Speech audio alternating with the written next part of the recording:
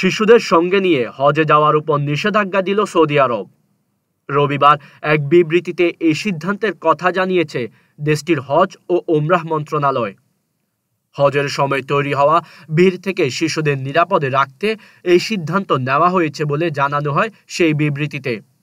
এতে আরও বলা হয়, প্রতি বছর হজের সময় প্রচুর ভিড় তৈরি হয়, তাই শিশুদের নিরাপত্তা ও সার্বিক মঙ্গলের কথা বিবেচনায় রেখে হজে তাদের সঙ্গী হওয়া থেকে বিরত থাকতে হবে মা বাবা এবং পরিবারকে।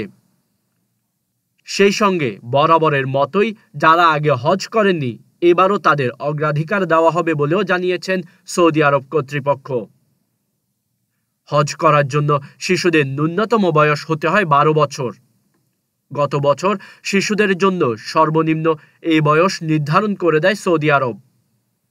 গালফ নিউজের খবরে বলা হয়েছে, 2025 সালের হজ মৌসুমের নিবন্ধন আনুষ্ঠানিকভাবে সৌদি নাগরিক এবং বাসিন্দাদের জন্য অ্যাপ এবং অফিসিয়াল অনলাইন পোর্টালের মাধ্যমে শুরু হয়েছে। এই বছর সৌদির হজ ও ওমরাহ মন্ত্রণালয় হজ যাত্রীদের জন্য নতুন কিস্তি সুবিধার ব্যবস্থা করেছেন। দেশটির অভ্যন্তরীণ হজ যাত্রীরা এবার 3 কিস্তিতে হজ প্যাকেজের মূল্য পরিশোধ করতে পারবেন। প্রথম কিস্তিতে 20% অর্থ বুকিংয়ের 72 ঘন্টার মধ্যে পরিশোধ করতে হবে। দ্বিতীয় এবং তৃতীয় কিস্তির অর্থ রমজানের 20 এবং শাওয়ালের 20 তারিখের মধ্যে পরিশোধ করতে হবে তাদেরকে। এছাড়াও 14টি দেশের ভিসা নীতিতেও বদল এনেছে সৌদি আরব সরকার।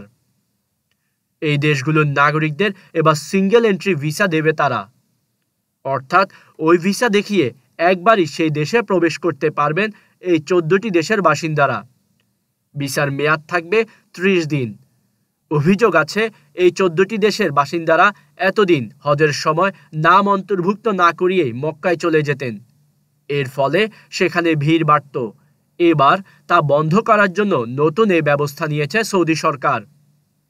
যে 14টি দেশের ভিসা নীতিতে বদল এনেছে সৌদি, সেগুলো হলো ভারত, পাকিস্তান, বাংলাদেশ, মিশর, Sudan, Algeria, Ethiopia, Indonesia, Iraq, Jordan, Morocco, Nigeria, Tunisia এবং ইয়েমেন।